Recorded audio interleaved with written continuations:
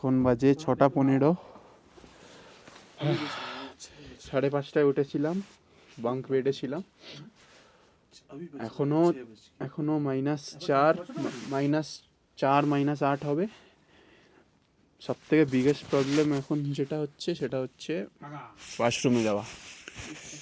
এই ছেলেটাও গেল, এই যে উষ্ণি, সেই ছেলেটা গেছিলো, এ আমাকে ট্রেনিং দিল কীভাবে কী করতে হবে। Basically 6:30টায় briefing. বেসিক্যালি এখানে মা বাবা ফ্যামিলি কেউ আসতে পারবে না, কেউ অ্যাডজাস্টও করতে পারবে না, সোজা কথা। সেকেন্ড হচ্ছে এখানে ম্যাক্সিমাম যেখানে বাথরুমের জলগুলো সব বরফ হয়ে গেছে। আর থার্ড হচ্ছে কিছু কিছু বাথরুম ওয়েস্টার্ন আছে যেখানে জেট স্প্রে আছে, সেগুলো কিছু কিছু ফ্রোজেন। একটা রাহুল গেছিল, ওটা ফ্রোজেন, তো ফ্রোজেন ছিল। আমি এটা গেছিলাম, ওটা জেট স্প্রে ছিল না, কমোডের সাথেই একটা স্প্রে অ্যাটাচ ছিল, তো ওইটা। আর হাইজিনটা এখানে নিয়ে ভাবলে হবে না, সাবান দিয়ে পেছন দেওয়ার কোনো ব্যাপার নেই, হাত মোছার কিছু ব্যাপার নেই। Do your stuff, wash, come out, ব্যাস এই হচ্ছে এখানে সিন। এটা হলো ফার্স্ট দিনের এরকম অবস্থা। ক্যাম্প সাইটসে কী হবে no idea. Good experience, good experience, first time experience for me. ठीक है, বাট চলता है। মুখ পুরো সাদা হয়ে গেছে, এতই ঠান্ডা এখানে, মুখের কোনো ইয়ে নেই, মুখের কোনো ময়েশ্চারিটি নেই। আর আমার কী বলে রে, ময়েশ্চার নেই আর কোনো, এত এত মুখে ঠান্ডা। রাত্রিবেলা জ্যাকেট ফ্যাকেট পরেই শুয়েছি সবাই। আর এই ইউসনিস ছেলেটা তো স্লিপিং ব্যাগেই শুয়ে পড়েছে। ঠান্ডা যথেষ্ট নয়, এই গরম যথেষ্ট নয় স্লিপিং ব্যাগটা আমার। আর এই ছেলেটা কিছুভাবে সব কিছু খুলে শুয়েছে। এরকমভাবেই চলছে। আজকে আমাদের ডে 3। আজকে আমরা যাবো হচ্ছে অখরোটগেটা ক্যাম্প সাইট। এখন বাজে 6:15 বা 20 হবে। ক্যাম্প সাইটে এরকম, এইগুলো হচ্ছে রুমস। আর আমি বাইরে থেকে রুমটা দেখিয়ে দিচ্ছি। 4 জন একটা রুমে, এরকম করে রুমস। এখানে মেয়েদের নিচে আলাদা, বাঁদিকে ওপরে হচ্ছে কিচেন, আর এইগুলো হচ্ছে বাথরুম, এই সামনে যেগুলো।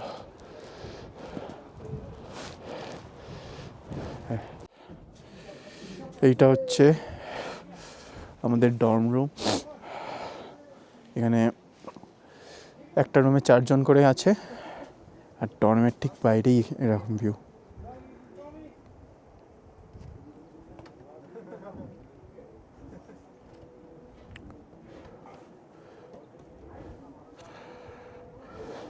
এগুলো সব ফ্রেশ স্নো, 2 দিন আগে পড়েছে মাত্র, সব সাদা স্নো। এদিকে হচ্ছে ফিমেল মেয়েদের থাকার জায়গা। আমি হেঁটে হেঁটে পুরো ক্যাম্পাসটা ট্যুর দিচ্ছি। ওদিকে হচ্ছে ওয়াশরুম। এটা হচ্ছে ইন্ডিয়া হাইকস কার্চি ক্যাম্পাস।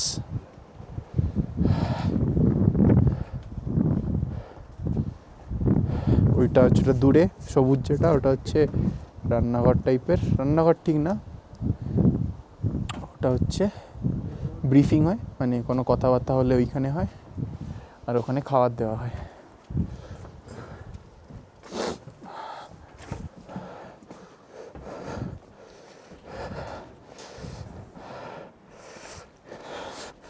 স্নো জমে আছে এখানে।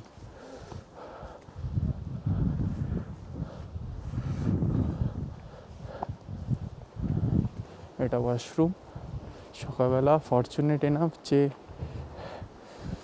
জল জমে যায়নি, নাহলে সকালবেলা অবস্থা খারাপ হয়ে যেত। বরফ। এখান দিয়ে বোধহয় আমাদের ট্রেল শুরু হবে আজ। ওই যে ওইটা দিয়ে আমাদের ট্রেল শুরু হতে হতে যাবে। এটা হচ্ছে দ্রোণাগিরি। উফ, কি লাগছে, মাই গড।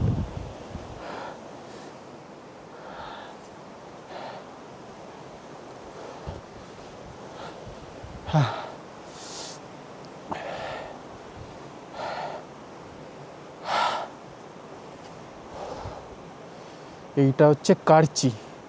কার্চি হচ্ছে ঠিক আউলি, আউলি আছে, আউলির থেকে অফবিট। কি কি সুন্দর ভিডিও করছি, আমার ভিডিও করতে ইচ্ছা করছে না, খালি দাঁড়িয়ে দাঁড়িয়ে দেখতে ইচ্ছা হচ্ছে। ওফ, সত্যি ভাই সত্যি। আমি ভেবেছিলাম আসবো না, কারণ যে কলকাতা থেকে উত্তরাখণ্ড প্রথম করা ফ্লাইটের অনেক ভাড়া ছিল। তারপর ভাবলাম যে কী ট্রেক করবো এত ঠান্ডায়, I would have miss this, this is just the first day. মানে এটাও না যে এটা সবে শুরুও হয়নি, এটা ট্রেকটা শুরু হবে এবার। দেখাচ্ছি আরও। ব্রেকফাস্টে খুব নিরামিষ সব কিছু দিচ্ছে। কাল রাতে দিল ডাল ভাত রুটি আর সবজি, সবজি মানে মিক্স ভেজ। ওখানে একটা পাহাড়ে আলো পড়ছে।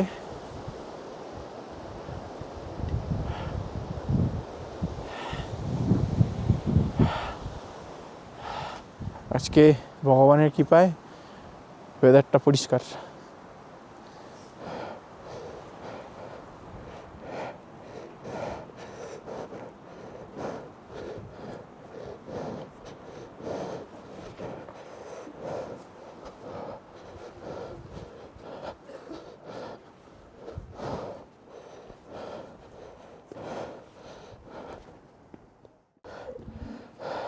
बहुत ठंडे भाई।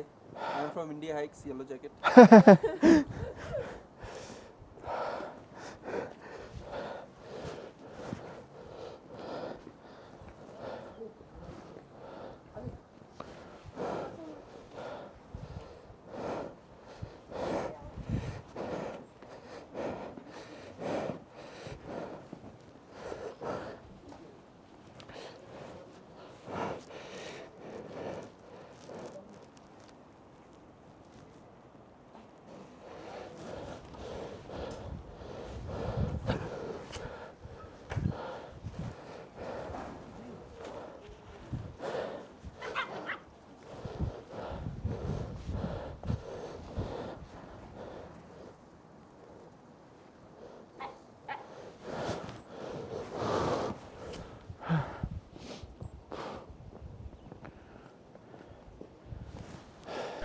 সকাল সকাল উঠে চা খেয়ে শরীর গরম করে পাহাড়ের দৃশ্য দেখে সময় কাটাচ্ছিলাম। জানতামই না যে এর পরে কী হতে চলেছে। যখন ট্রেক শুরু হবে তখন কি অবস্থা হতে চলেছে জানতামই না। এখন ट्रैक उस साइड से स्टार्ट होगा, वो जो ट्रेल है उस साइड से स्टार्ट होगा।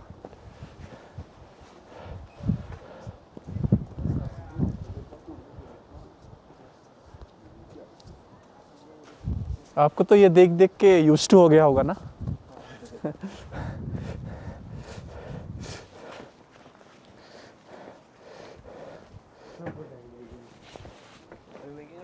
सर जी एक बार हाई बोल दीजिए।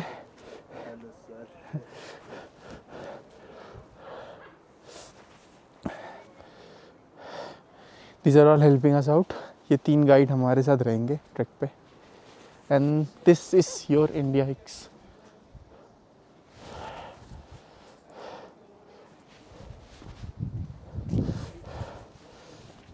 Bro, say hi.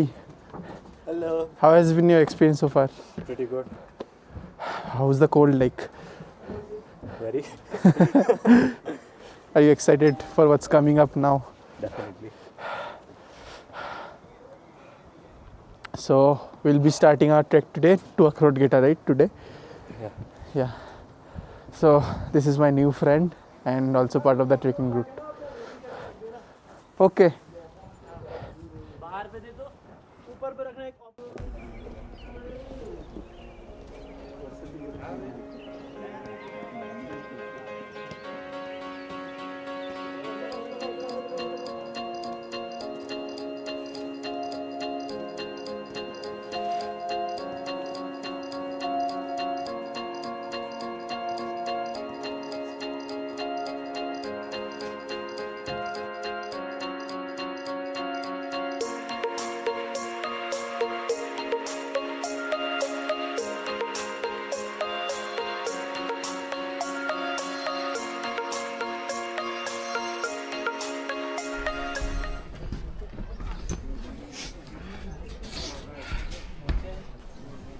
আমি এখন ইন্ডিয়া হাইক্স থেকে রেন্ট করা জুতোটা পরছি।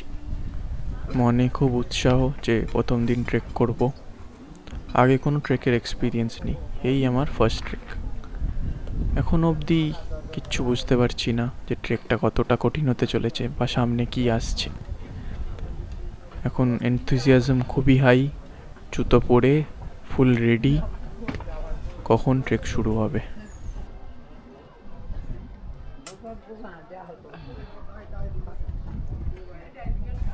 যেরকম আগে বলেছি, এটা হলো কার্চি বেস ক্যাম্প। এটা হচ্ছে ইন্ডিয়া হাইক্সের কার্চি বেস ক্যাম্প। আর এখান থেকে 3টে ট্রেক শুরু হয়, কোয়ারি পাস, পাঙ্গারচুলা আর ভ্যালি অফ ফ্লাওয়ার্স। আর গতকাল রাত এখানেই কাটালাম। রাতে বেশ ঠান্ডা ছিল, মোটামুটি -4-5 তো গেছেই। সকালবেলা রোদ উঠতে অনেকটাই ঠান্ডাটা কমে গেছে।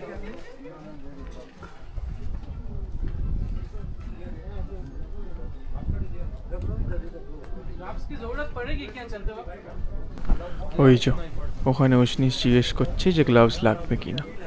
তো এই সূত্রে বলে দিই, আমি এখন ভিডিওটা যে পরে পোস্ট করছি, যে ট্রেকের সময় আমরা কোনোদিনও গরম জামা কাপড় গায়ে দিই না, আর দিলেও খুব হালকা দিই। আমরা থার্মাল বা উলিকট যেটা বলা হয় সেটা কোনো দিন ট্রেকের সময় পরি না, কারণ যে ট্রেকের সময় বডি 10 থেকে 15 ডিগ্রি হিট হয় আর খুব গরম হয়ে যায়, তার জন্য ঘাম হয়। আর ঘাম হলে কি হয়, ঘাম শুকালে বডি ঠান্ডা হয়ে যায়। তো এইভাবে বডি ঠান্ডা হওয়াটা খুবই বাজে একটা জিনিস। তো ট্রেক করার সময় সবসময় লাইট পরতে হয়। একটু প্রথম ঠান্ডা লাগবে, কিন্তু তারপরে সব ঠিক হয়ে যায়।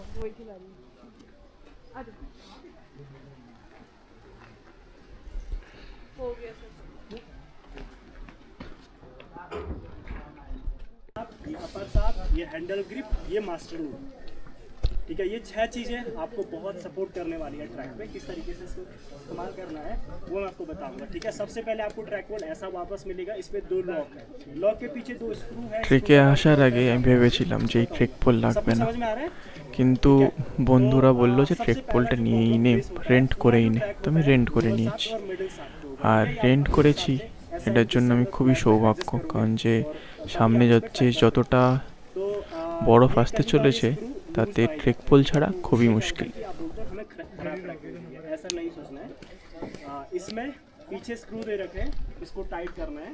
इतना टाइट भी नहीं करना है कि लग ही नहीं रहा है। ठीक है, हल्का सा अगर टाइट हो गया तो लूज कर देना। अभी ये लग गया है, इसमें भी सेम वही कंडीशन करनी है, हल्का सा टाइट।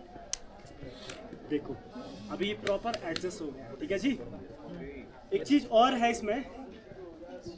इसमें स्टॉप दे रखा है, इसके ऊपर कोई भी एडजस्ट नहीं करेगा। ठीक है, स्टॉप का बना हुआ है, इसमें कोई इसके ऊपर एडजस्ट नहीं करेगा, बिकॉज इसकी ग्रिप जो होती है यहीं तक होती है। स्टॉप के ऊपर ये डैमेज हो जाएगा और आपको दूसरा ट्रैक पोल भी नहीं मिलेगा ऊपर, और इसका फाइन भी भरना पड़ेगा। तो ये कोशिश करिए जब भी आप ट्रैकिंग पे होते हो तो अपने को जितना बचाते हो उतना ट्रैकिंग जितने भी आपके गियर्स है उसको भी अच्छे से उनका केयर करने की कोशिश करो। ठीक है जी, तो ये होने के बाद आपको इक्वली इसको एडजस्ट करना है। एक चीज़ और ध्यान देना है, कई बार ये कम एडजस्ट रहता है, ये बहुत ज़्यादा एडजस्ट रहता है। इससे भी क्या होता है कि एक ही ट्रैक पोल पे एक ही साथ पे बहुत ज़्यादा प्रेशर पड़ता है, इससे ट्रैक पोल ये बेंड हो जाता है। तो आपको हमेशा अगर एडजस्ट करना है तो दोनों को इक्वली एडजस्ट करना है। ठीक है, अगर इसमें नंबर नहीं दिख रहे तो आप आइडिया लगा सकते हो ये इतना हो गया, ये इतना हो गया। ठीक है, हल्का फुल्का चलता है, बट ऐसा नहीं कि आपको इसको ज़्यादा कर दें, इसको इतना कर रहा है, इससे ट्रैक पोल डैमेज हो जाएगा। तो इनको इक्वली एडजस्ट करना है। ठीक है, ये हो गया। इसके बाद ये आपका ग्रिप है जो आपको बहुत अच्छा चलने के लिए हेल्प करेगा, इस तरीके से आप चल सकते हो। और ये लूप है, ये आपके हिसाब से एडजस्ट होता है जितना आपको चाहिए।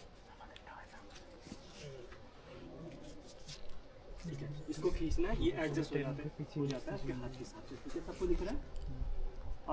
कई बार आप इस तरीके से ट्रैक कर सकते हो, इस तरीके से पकड़ने के बाद। और अगर आपको बहुत ज़्यादा थकान लग जाती है तो कोई ऐसा नहीं करेगा। ठीक है, ये अगर गिर जाते हो तो ये छोड़ेगा नहीं। फिर आपको करना क्या है, हल्का सा इसके अंदर हाथ डालना है और इस तरीके से पकड़ना है। ये क्या है कि आपके हाथ को बहुत सपोर्ट करेगा। अगर छोड़ के भी चल रहे हो तो कहीं ना कहीं आपको काफ़ी ज़्यादा सपोर्ट मिल रहा है इसकी स्ट्रैप से। ठीक है, अगर आप ट्रैक पोल यूज़ नहीं कर रहे हो तो मैं आपसे रिक्वेस्ट करूँगा, प्लीज़ आपको जैसा मिला था वैसा रखिए। और आपका जो टेंट है, टेंट में बालकनी है, आपको ऊपर जाके कैंप साइट टूर दिया जाएगा, ऐसा करके बालकनी में रख देना। कोई भी टेंट के ऊपर अपना जैकेट, ट्रैक पोल ये बाहर पे कहीं पे भी नहीं मिलेगा। माइक्रो स्पाइक्स, गेटर्स, ये सारी चीज़ आपको टेंट की बालकनी में रखनी है। अगर आप उसको पहने रखोगे तो कहीं ना कहीं टेंट डैमेज होने के चांसेस बढ़ जाते हैं, तो उस चीज़ का भी आपको ध्यान देना है। बाकी आप लोगों को इससे पैसे सारे नहीं चाहिए। बैक पैकिंग को उठाने के लिए आपको एक चीज़ का ध्यान देना, हमेशा ये जो मास्टर हैंडल बोलते हैं इसको, ये नहीं पकड़ना, ये नहीं पकड़ना। इस स्टेप्स क्या होता है कि अगर आप इसको उठाते हो तो कहीं ना कहीं ऊपर नीचे हो जाते हैं, एक प्रेशर पड़ता है, तो ये ऊपर नीचे हो जाने के बाद ये एडजस्ट करना आपको थोड़ा सा प्रॉब्लम हो सकता है। बैग को हमेशा यहाँ से लिफ्ट करना है, ठीक है। तो बैग को लिफ्ट करने से पहले आपको एक बार चेक करना है कि आपके बैग पे जो ये स्ट्रैप है इक्वली अच्छे से ये टाइट हो रखे हैं, ये लगा रखा आपने। ये आपके बैग को कॉम्पैक्ट बनाने में मदद करता है। ये सब होने के बाद हमेशा आपको कवर चढ़ा के रखना है इस तरीके से, और क्योंकि आप स्नो में चल रहे हो तो आपका बैग वेट हो सकता है। इस तरीके से उठाना है और आपको यहाँ पे रखना है। এখানে ব্যাগ বলতে আমারও সেম টাইপের ব্যাগ ছিল, আমিও সেম ধরনের ব্যাগ এনেছি, কিন্তু একটা বড় ভুল করে ফেলেছিলাম। আমি লাগেজ প্যাক করতে গিয়ে সব কিছু ডাবল ডাবল নিতে গিয়ে আমার 2 লিটার জলের বোতলের সাথে ব্যাগের ওয়েট হয়ে গেছে 16 কিলো। আর আপহিল ট্রেক করতে গিয়ে 16 কিলো মানে পরের দিকে দেখাই যাবে কি অবস্থা হয়েছিল। पहन लेना है। उसके बाद ये जो शोल्डर स्ट्रैप है इसको टाइट कर लेना है, ठीक है। ऊपर पे लोड एडजस्टर पे रखे। इसका काम क्या होता है कि जब आप चल रहे हो तो देखो लोड मेरा पूरा पीछे की तरफ जा रहा है, ठीक है। तो आपको इसको एडजस्ट करना है, बहुत टाइट भी नहीं करना है और बहुत लूज भी नहीं करना है, ठीक है। इतना करने के बाद अगर बहुत टाइट करते हो तो आप ऐसा नहीं देख सकते ऊपर, ठीक है। हल्का सा लूज छोड़ना है इसको, कम से कम 90 डिग्री का एंगल इसमें भी बना होना चाहिए, पूरा खड़ा, बिल्कुल इस तरीके से आगे भी नहीं आना चाहिए, ठीक है। ये हो गया। इसके बाद आता है आपका चेस्ट स्ट्रैप। ये आपको एक्स्ट्रा कंफर्ट देता है, बस आप जब कई बार आप चल रहे हो तो आपके शोल्डर में पेन होता है ये स्ट्रैप्स की वजह से, तो आपको उसमें आपको ऐसा पकड़ने के लिए चाहिए होता है।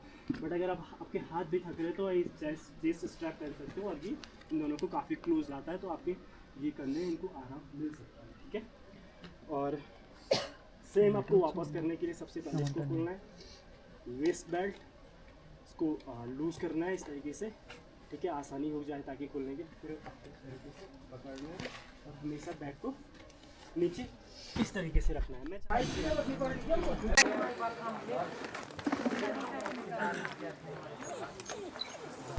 ইন্ডিয়া এক্সের ওপরের ক্যাম্প সাইট থেকে খবর চলে এসেছিল যে ওপরে অনেকটাই বরফ আছে, তাই ইন্ডিয়া হাইক্স টিম নিজেদের থেকেই আমাদের মাইক্রো স্পাইক্স দিল আর গেটার্স দিল।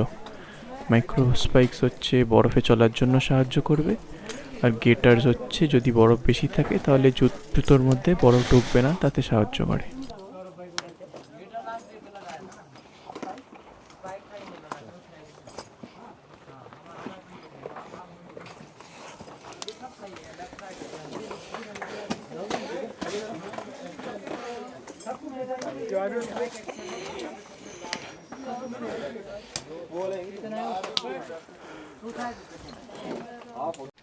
Track starts.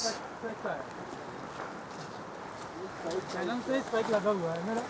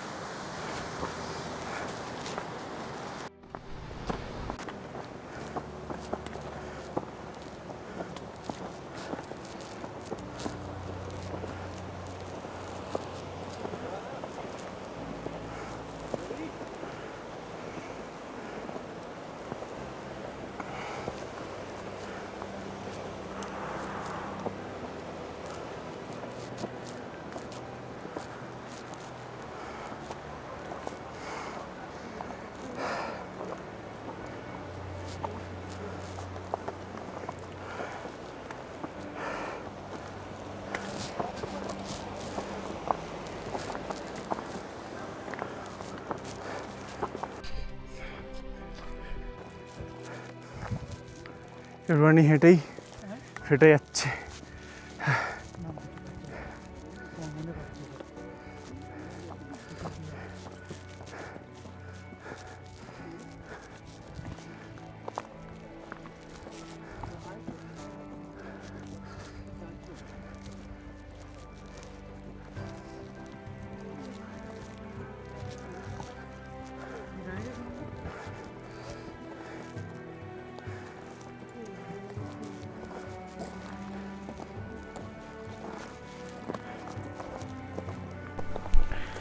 কারচি যেখানে আমরা ছিলাম থেকে আখরোট গেটা বেস ক্যাম্প যেখানে আমরা যাব মাত্র 2.5 কিলোমিটার, কিন্তু এই 2.5 কিলোমিটারে যেরাম চড়াই, এই চড়াই 16 কিলোর ব্যাগ নিয়ে উঠতে উঠতে হাঁপিয়ে তো যাচ্ছিলামই, সাথে খুব ঘামছিলাম, আর এই ঘামের জন্য খুব তাড়াতাড়ি টায়ার্ড হয়ে যাচ্ছিলাম।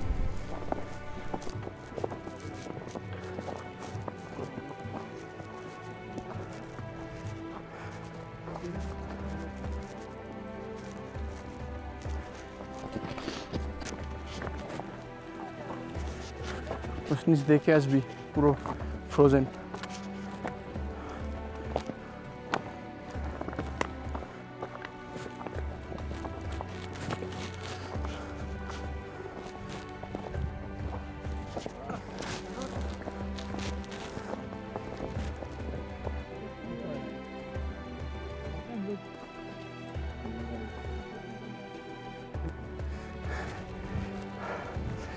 একটুখানির মধ্যেই দম চলে গেছে, কিন্তু খুব ভালো লাগছে। বলছি একটুখানির মধ্যেই দম চলে গেছে, ক্যামেরাকে বলছি, কিন্তু খুব ভালো লাগছে। বরফটা কি সাদা বরফ সবে সবে পড়েছে।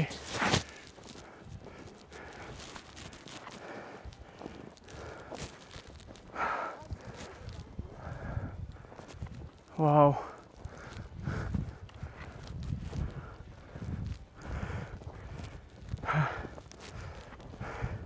লাইফে ফার্স্ট টাইম এক্সপিরিয়েন্স।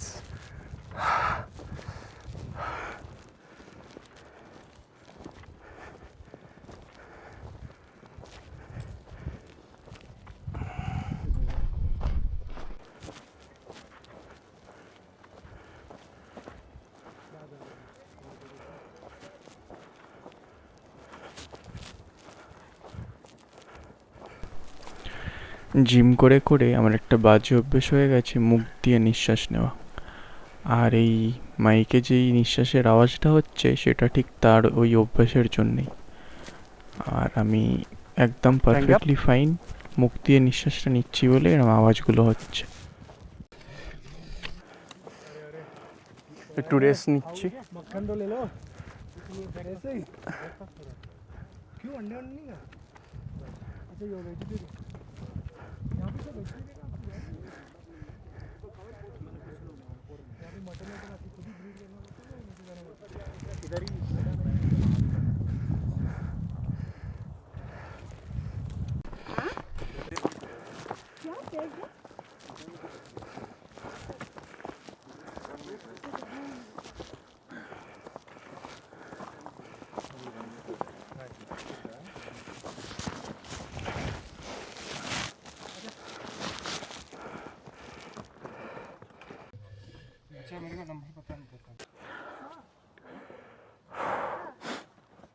চার ভাগের এক ভাগ হেঁটে আসলাম, অবস্থা খারাপ। ঠান্ডা তো লাগছেই না, গরম লাগছে, ঘেমে গেছি পুরো। सबकी हेल्थ ठीक है ना? स्टोरी सुनते हैं हमें क्या एक जगह आ जाएंगे ना, बिल्कुल इस तरफ आ जाओ। আশেপাশে বরফ, সবাই ভাববে খুব ঠান্ডা, কিন্তু পেছনে দেখুন সবাই হাফ হাতা, নাহলে সোয়েট শার্ট, নাহলে একটা শার্ট এরম পরেই চালিয়ে দিচ্ছে। আর এখানে ছিল আমার ভুলের প্রথম ভুল, আমি সোয়েটার পরে আছি, তো গরম তো অতিরিক্ত লাগছিলই, আর ঘামছি আমি খুব। এই ঘামের জন্য খুব তাড়াতাড়ি আমি টায়ার্ড হয়ে গেছিলাম। তো রুল নাম্বার 1, যখন ট্রেক করা হবে তখন হালকা কিছু পরতে হবে।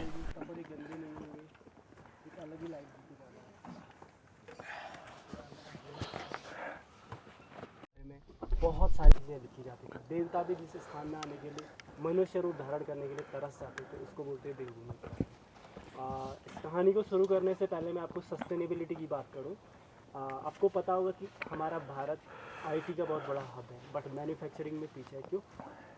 वो तब होता है जब हमारे पास चीज़ें नहीं होती है, तब हम मैन्युफैक्चर करना शुरू कर देते हैं। तो पहले यहाँ पे रोड नहीं हुआ करती थी, तो उस टाइम पे हमारे दादा परदादा जो भी लोग रहते थे वो चीज़ें खुद से बनाना शुरू करते थे कि हम कैसे सर्वाइवल कर सकते हैं। तो ये जो आप ट्रैकिंग करने आते हो तो ये भी एक उसका पार्ट है। हमें बस यहाँ पे काफ़ी सारे लोग, हमारे मन में भी जब हम पहले ट्रैकिंग नहीं करते थे तो ये थॉट आता था बस वो पहाड़ चढ़ना है, एंजॉय करना है, मज़े करना है, बॉन फायर करना है, ये सारे एक्सपेक्टेशंस लेके आते हैं। बट अब एक बहुत सारे माउंटेनियर्स के बारे में जानोगे जो प्रोफेशनल ट्रैकर होते हैं, तो वो उनका जो नज़रिया होता है ट्रैक को लेके वो बहुत डिफरेंट होता है। देखो, पीस हर जगह होती है, जब पीस आती है तब तुम्हारे अंदर खुशी आती है। तो पीस का होना बहुत ज़रूरी है। दुनिया की आप सारी चीज़ें खरीद लो, कितने भी पैसे आपके पास, हर किसी का अल्टीमेट एम होता है हैप्पी, पीस। तो वो आपको पहाड़ों पे मिलता है। यहाँ पे हाँ, मैं मानता हूँ कि सुविधाएं कम है बट सुकून भरपूर है। तो हमारे यहाँ पे जब अब देखोगे, अब जब लास्ट टाइम करची से नीचे उतरेंगे तो बासी में आएंगे तो एक हट देखोगे, घराट देखा आप लोगों ने? घराट एक मिल होता है यहाँ पे जो कि पूरी तरह सस्टेनेबल होता है, पूरी रिसाइकल होता है। इससे ना नदी को नुकसान होता है ना किसी को खाना भी बहुत बढ़िया रहे। तो घराट आपने देखा होगा पानी के फोर्स से चलता है, तो उसका जो टरबाइन है वो पानी के फोर्स से चलता है। तो वो सारी चीज़ें वहाँ पे बनती है। तो कहीं ना कहीं भी वो लोगों ने जब इस्तेमाल किया, चाहे कहीं भी पहाड़ी क्षेत्रों में बनता है, आप बहुत सारे पहाड़ में अगर आप उन्होंने ट्रैवल किया तो ऐसे सस्टेनेबल बहुत सारी चीज़ें देखने को मिलेगी। तो पहाड़ हमेशा से अपने आप में समृद्ध रहा है, चाहे वो जड़ी बूटियों को लेके हो, चाहे हमारे स्वास्थ्य को लेके हो, चाहे हमारा मेडिटेशन या पीस को लेके हो, चाहे आपको कुछ भी चीज़ चाहिए, आप कुछ भी चीज़ खाते हो, पहला जो रॉ मटेरियल आता है आपको पता है वो नेचर से ही मिलता है। आप वॉलनट खाते हो बट आपको वॉलनट इस ट्रैक पे भी मिलेगा, बट हमको अभी शायद पता लगा कि एक्सपायरी होती है हर चीज़ की। यहाँ पे अगर वॉलनट आपको अक्टूबर तक खा सकते हो, उसके बाद अक्टूबर नवंबर दिसंबर के बाद वो एक्सपायर हो जाता है। उसका जो टेस्ट होता है वो बहुत खतरनाक होता है। अगर आप उसको खाते हो तो बॉडी में अलग से सिम्टम्स आने शुरू होते हैं। हेज़लनट होता है यहाँ पे। अगर आप समर में आते हो तो बहुत सारी बेरीज़, वाइल्ड बेरीज़ देखने को मिलती है। पूरा जंगल लाल रहता है, उनको पेड़ पे अलग अलग तरीके। अगर आप सर्वाइवल को जानते हो और डिटेल से, तो आप जंगलों में अगर आप रहे हो तो आप जंगल में चले जाओगे, आपको भूखा कोई नहीं भूखा आप मर ही नहीं सकते हो, बिकॉज आप वहाँ के बारे में जानते हो। मैं यहाँ पे चले जाऊँगा, बहुत सारी खाने की वैराइटीज़ यहाँ पर मिल सकती है। तो ये बोलूँगा कि सस्टेनेबिलिटी का हब है ये जगह, तो बहुत सारी चीज़ें हैं। तो मैं इस चीज़ को छोड़ के सीधे द्रोणागिरी के बारे में आऊँगा। कितने लोगों ने संजीवनी बूटी के बारे में सुना है? यस।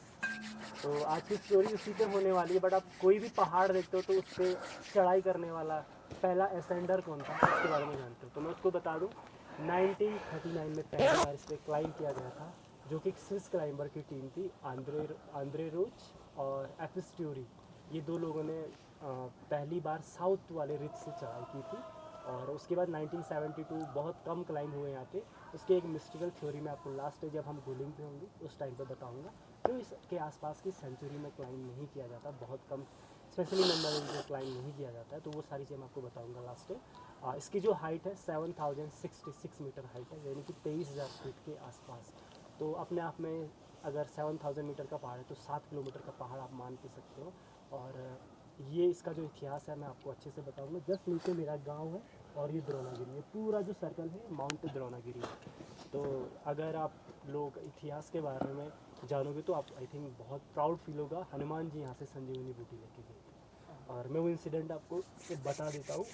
आज से 7000 साल पहले जो रामायण हुआ था आपने देखा होगा, पूरी दुनिया में इसके साक्ष्य हैं। स्पेशली अब जो आप ब्रिज देखते हो, जो ब्रिज बना हुआ है यहाँ से श्रीलंका के लिए, श्रीलंका में बहुत सारे प्रमाण देखो इस चीज़ के लिए। तो हनुमान जी, इस कहानी में मैं आपको 3 कैरेक्टर के बारे में बताऊंगा, प्रभु श्री राम, हनुमान जी और रावण के बारे में। अगर आप इसके सारे कैरेक्टर इतने उम्दा है, इतने ब्रिलियंट है कि मैं बताते बताते पूरी लाइफ कट जाएगी। तो वो सारी चीज़ें इसके बारे में मैं आपको बताऊंगा। बट इससे पहले मैं शुरू करूँगा।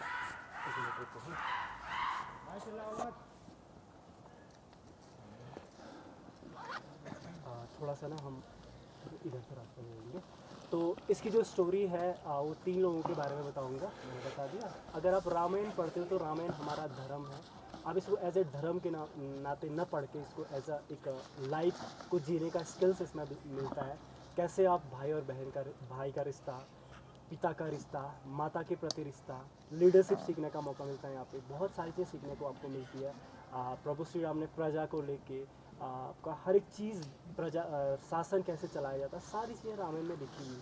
अब एक जीवन को जीने का पूरा कॉन्सेप्ट है इसमें, तो आप इस तरीके से इसको पढ़ सकते हो। एक बार इनको जाने देते हैं, फिर हम ये वाली टीम को निकलने देते हैं। तरीके हैं आर्ट ऑफ लिविंग जिसको बोलते हैं, उस तरीके से आप जीवन को बदल सकते हो। तो ये प्रभु श्री राम बताते हैं। दुनिया के आखिरी पंक्ति में जो लोग चलते हैं, जिनको हम पिछड़ा वर्ग बोलते थे, हम जंगल में रहने वाले समूह को छोड़े थे, बट प्रभु श्री राम ने उन सेनाओं को लेकर, उन आदिवासियों को लेकर अपनी सेना खड़ी की। बट उनके अंदर ये लीडरशिप जगाई, वो डेडिकेशन जगाया, 10 तरीके से चीज़ों को सोचने की क्षमता थी। आज रावण की कैसे ब्रिलियंट बना, कैसे पावरफुल बना, उसके जो 10 तरीके से दिमाग में सोचने की क्षमता थी, वो उसको डिफरेंट बनाता। जो आप रामलीला में देखते हो 10 सर, वो थोड़ा सा मिथ्या है, बट हमारा एक ही माइंड होता है, हम 10 तरीके से नहीं सोच पाते थे। बट रावण में ऐसी क्वालिटी थी कि हर एक स्ट्रैटेजी को करना वो जानता था। यहाँ तक आप देखोगे तो रावण प्रभु श्री राम से भी ज़्यादा नॉलेजेबल था। वो हर चीज़ में, यहाँ भोलेनाथ की पूजा करता था, कहते हैं गला काट कर अपने भोलेनाथ की पूजा करता था। उसने शिव तांडव स्तोत्र लिखा है, जटाटवी कलज्ज्वल प्रवाहितावितस्थले कलेवलम विलंबितां भुजंगतुल्यनाथ। तो ये रावण ने लिखा, ये ब्राह्मी लिपि में लिखी गई थी। तो रावण इतना टैलेंटेड था, उसने भोलेनाथ के सारे गुणों की पूजा की है। उसके बाद भी आप एक चीज़ देख सकते हो, वो बुराई का फैक्टर आज हम उसको मानते हैं। रावण के पास इतना पावर था, इतना नॉलेज था, क्यों? उसको अपनी चीज़ों पे घमंड होना शुरू हो गया। घमंड स्टार्टिंग में एक चिंगारी की तरह, कैंसर की तरह पकड़ता है, बट हम सोचते हैं कुछ नहीं होगा। बट उसको बहुत सारी अपॉर्चुनिटी मिली, बहुत ज़्यादा मौका मिला सुधरने के लिए। बट ऐसा नहीं कि उसके पास 5 कन्याओं में से मंदोदरी थी, क्योंकि दुनिया में उस समय 5 कन्याएं हुआ करती थी, इतनी सुंदर थी। उनमें से एक मंदोदरी थी। उसके बाद भी उसकी नज़र माँ सीता की तरफ पड़ी। तो कहीं ना कहीं रावण के विनाश के बहुत सारे कारण थे कि वो विनाश क्यों। तो आज तो मनुष्य देखो, हमारे पास इतना, मतलब हम कुछ नहीं होते फिर भी हमारा घमंड नेक्स्ट लेवल पे होता है। तो वो चीज़ें हमें सीखनी चाहिए रावण से। रावण इतना नॉलेजेबल था, फिर भी बर्बाद हुआ। तो दूसरी तरफ हनुमान जी को जानते हैं, तो हनुमान जी के बारे में लिखा गया है कि उनके पास इतनी सारी डिग्रियां थी, इतनी सारी डिप्लोमा थी, फिर भी हमेशा वो भक्ति की पराकाष्ठा दिखाते थे। आपने सुना होगा हनुमान जी के बारे में। आप हमारा जो यूथ है उनसे इंस्पायर होता है, स्पेशली पावर के लिए।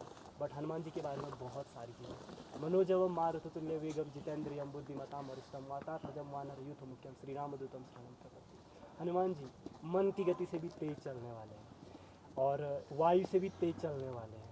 उनके अपने इंद्रियों पे कंट्रोल है। अभी हम ट्रैक पे, मैं कल बता रहा था आपको, हम अपना सब कॉन्शियस माइंड एक्टिव करने आए हैं। हम अपने लिमिट्स को जान सकें।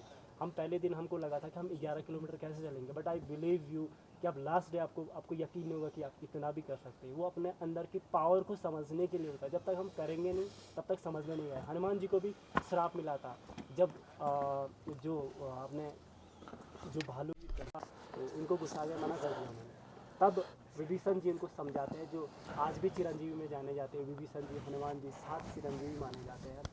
तो विभीषण जी उनको समझाते हैं, उसके बाद मानते हैं। मैं आपको कल भी बताया, आप लकी हो देवभूमि उत्तराखंड में आए हो, क्योंकि ये स्थान आप बद्रीनाथ नहीं भी जाते हो, बट ये बद्रिकाश्रम क्षेत्र के नाम से जाना जाता है। आप यहाँ पे अपनी इच्छा से नहीं आते हो। कई बार आप कहीं जाने की इच्छा करते हो, तो बट डेस्टिनी ऐसी हो जाती है आप जा ही नहीं पाते हो।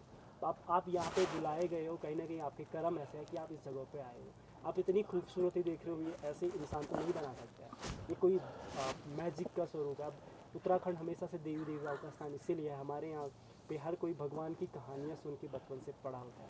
हमने यहाँ से आगे हमने कैलाश के बारे में सुना होगा। हम बचपन से किताब में भी हमने कैलाश के बारे में नहीं पढ़ा था। हमारे यहाँ जब देवी देवता प्रकट होते हैं तो उन्होंने कहा कि मेरे पिंडों को मुझे एक बार दर्शन करा के आओ कैलाश, क्योंकि यहाँ से पहले जब टेरिटरी फिक्स नहीं हुआ करती थी तो हमारे यहाँ के लोग कैलाश जाते थे। आज भी कैलाश के यहाँ पे लिंग मिलते हैं।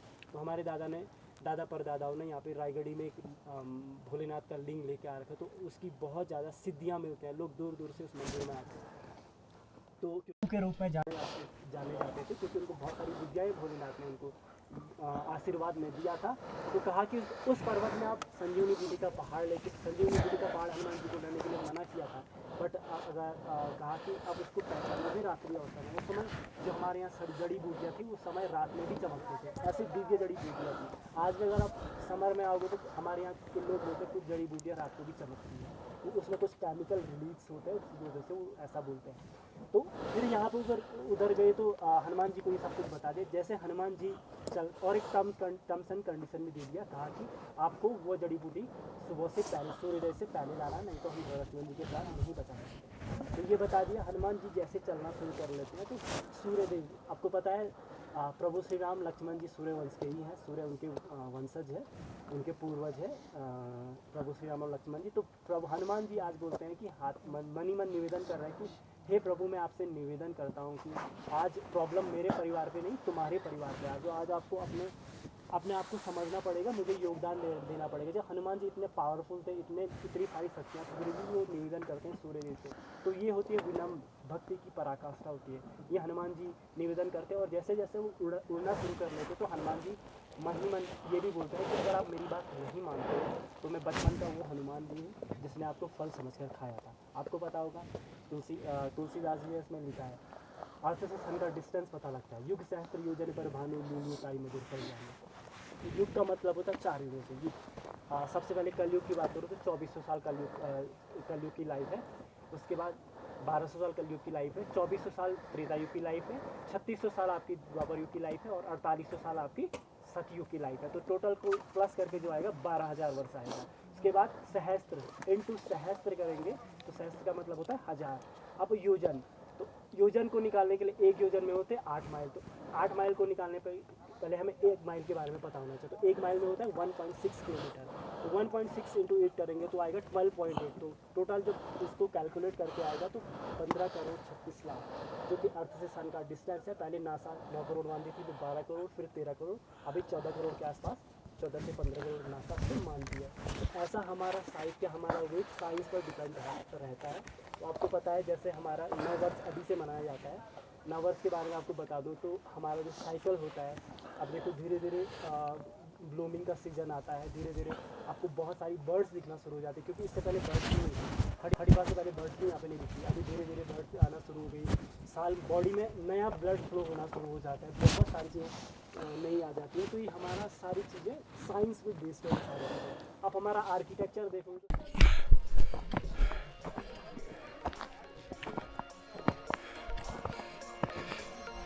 ট্রেকে করে করে যাচ্ছি, 1.5 ঘন্টা হলো। আশেপাশে এরকম ভিউ।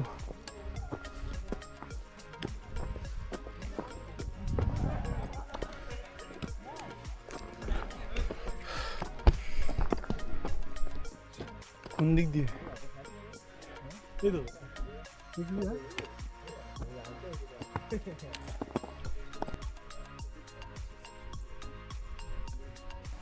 স্নো ট্রেকে আসলে একটা পোলারাইজড সানগ্লাস খুব ইম্পর্টেন্ট, কারণ এই বরফ থেকে সূর্যের আলো এত জোরে রিফ্লেক্ট করে, চোখে টেম্পোরারি ব্লাইন্ডনেস অবধিও হয়ে যেতে পারে। তাই জন্যে একটা পোলারাইজড সানগ্লাস খুব ইম্পর্টেন্ট এরম বরফে চলতে গেলে।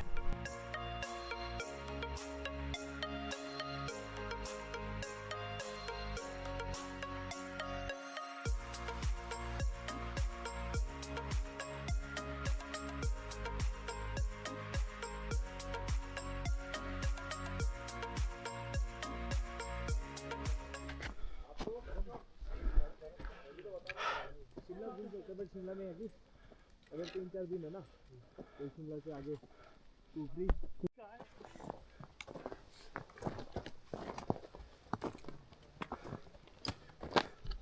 फाइनल स्ट्रेच,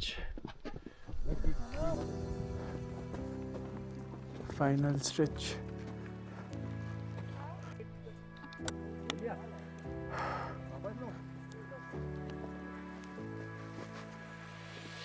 अच्छी है इसकी पोपड़।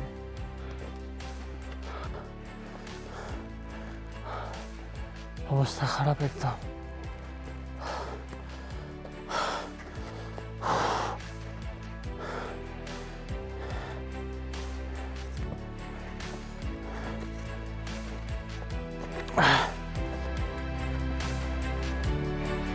আখরোটকেটা ক্যাম্প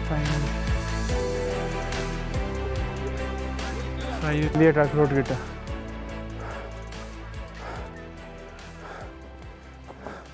এগুলো টেন্টস, ওগুলো ওয়াশরুম, আর এটা ভিউ। Finally victory.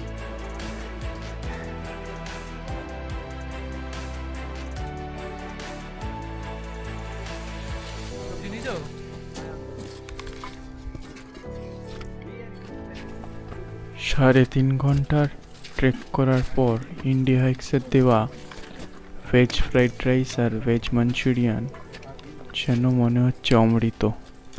এসে সবাই ঝাঁপিয়ে পড়েছি লাঞ্চ করতে। সবাই টায়ার্ড, সবার খিদে পেয়েছে।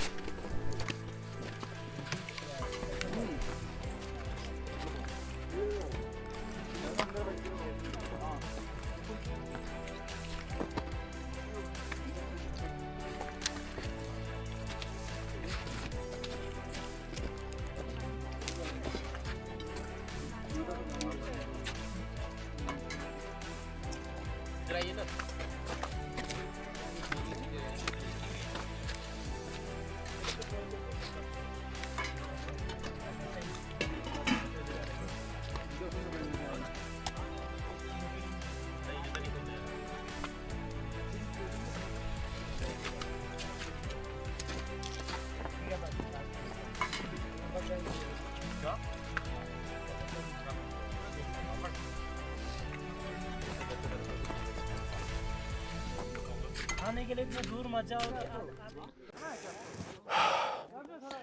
এটা হচ্ছে আখরোটকেটা ক্যাম্প সাইট।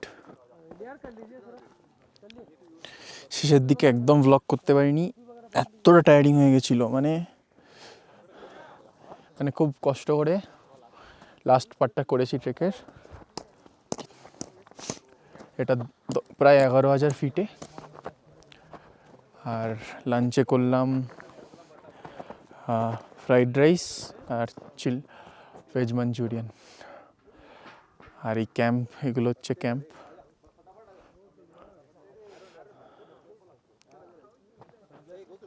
ওটা হচ্ছে কমন রুম, এটা হচ্ছে কিচেন। উপরের দিকে পুরো বরফ আর বরফ।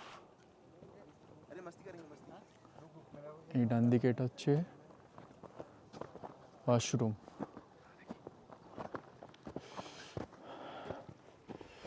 আর এইখান থেকে পাহাড়ের এরম ভিউ।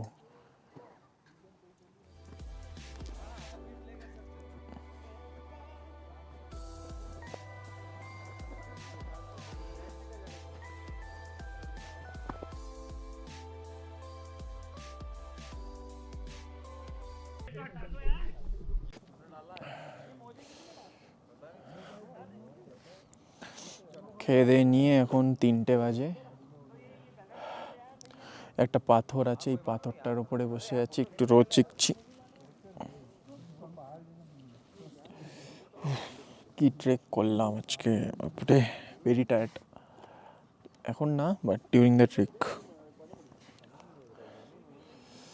এইগুলো ক্যাম্প সাইট, আর এখানে সব বরফ জমে আছে।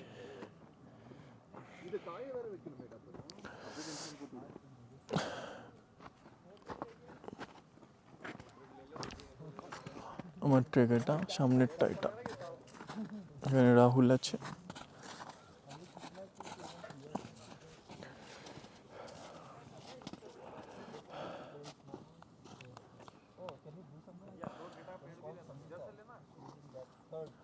আর এটা হচ্ছে সেই আখরোটকেটা।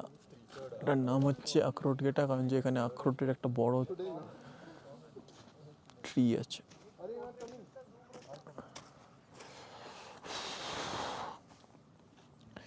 আমি এখনই হোলিকট পরে নিয়েছি কারণ যে বলেছে এখানে রাত্রিবেলা বেশ ঠান্ডা হবে। এখন রোদ আছে বলে ঠান্ডা নেই, কিন্তু একটু পর খুব ঠান্ডা হবে কারণ যে হাওয়া ছাড়বে। টেন্টের ভিতরে বেশ ঠান্ডা আছে।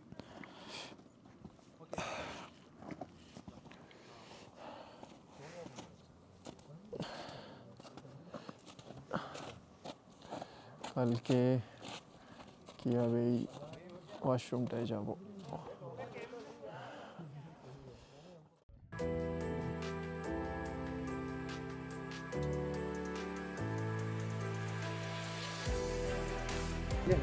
হাতি ঘোড়া পিক এখান থেকে দেখে বোঝা যাচ্ছে না, আমি জুম করছি বোঝানোর জন্য। এই মাঝে যে এই একটা এই যে দেখ এটাই হাতি তো, দেখ এটাই হাতি তো, এই যে হাতির মতো কালো কালো পোর্শনটা দেখে পুরো হাতির মতো লাগছে। আর ডান দিকে না না, ওটা ঘোড়া, এইটা হাতি। এই যে ঘোড়ার পিঠের মতো আর হাতির পিঠের মতো। আচ্ছা এইটা হাতির পিঠ। সুন্দর করতে হবে।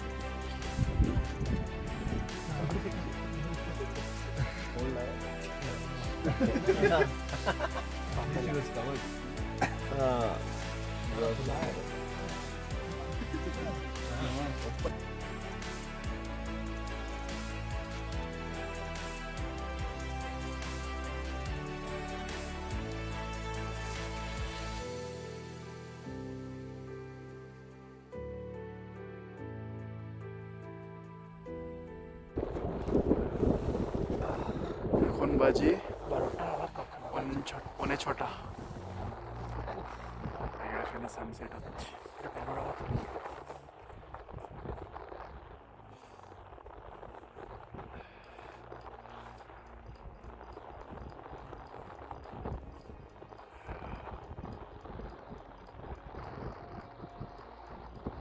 এটা হচ্ছে দ্রোণাগিরি। 10x এরম লাগছে দ্রোণাগিরি।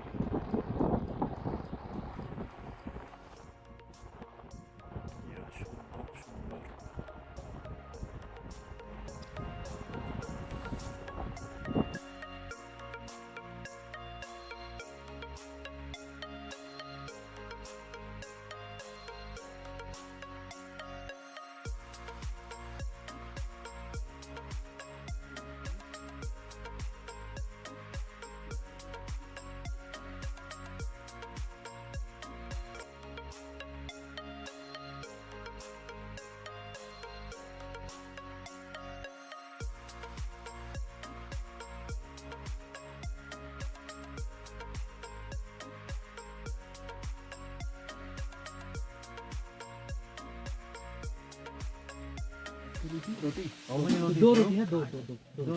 টেন্টের ভিতর স্লিপিং ব্যাগে শুতে যাচ্ছি। আজকের ভিডিও এখান অবধি। Good night.